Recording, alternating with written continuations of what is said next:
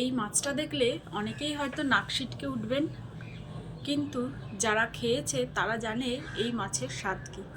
আর আমিও যেহেতু বাঙাল বাড়ির মেয়ে, তো আমার এই মাছের প্রতি ভীষণ দুর্বলতা। আর শীতকাল এলেই কিন্তু এই মাছটা খেতে ভালো লাগে, তো তাই বাড়িতে নিয়ে আসা হয়েছে। কেউ খায় না, শুধু আমি একা খাই, আমার জন্যেই আনা হয়েছে। তো মাছটা প্রথমেই কেটে নিয়ে ভালো করে জল পাল্টে পাল্টে অনেকবার ধুয়ে নিয়েছি।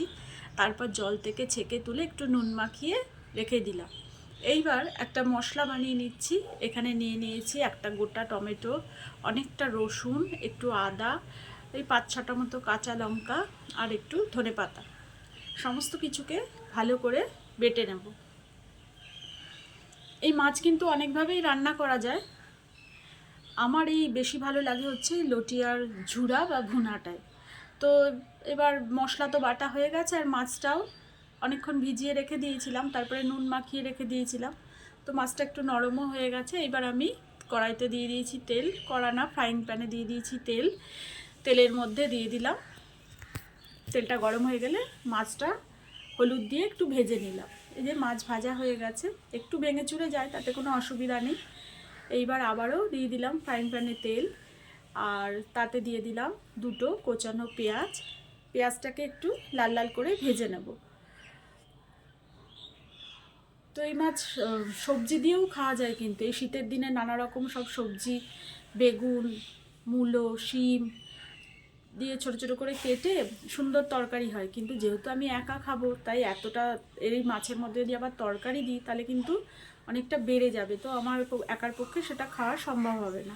যাই হোক, এইবার ওই যে বেটে রাখা মশলাটা পেঁয়াজে দিয়ে আবারও ভালো করে মশলাটা আর পেঁয়াজটা একসাথে ভেজে নিলাম। এইবার ওই মশলা ধোয়া মানে জলটাও দিয়ে দিলাম, দিয়ে এর মধ্যে দিয়ে দিলাম নুন, হলুদ, ধনের গুঁড়ো, জিরের গুঁড়ো, লঙ্কার গুঁড়ো, সমস্ত কিছু দিয়ে দিলাম। যত ঝাল হবে খেতে বেশি ভালো লাগে, একটু ঝাল না হলে আর একটু রিচ না হলে এই মাছ কিন্তু খেতে একদমই ভালো লাগে না।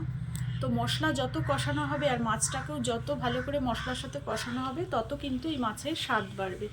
যাই হোক, মশলা থেকে তেল ছেড়ে গেছে, এবার এই মাছটাও দিয়ে দিলাম, দিয়ে এবার একদম ভালো করে কষতে থাকবো। কষতে কষতে যখন একদম তেল ছেড়ে আসবে, তখন একটু জল দিয়ে দেব, কারণ মাছটা তো একটু শক্ত থাকে, ওটা সেদ্ধ হওয়ার জন্য জলটা দিয়ে দেবো। এইবার জল দিয়ে মাছটাকে সেদ্ধ করে নেব।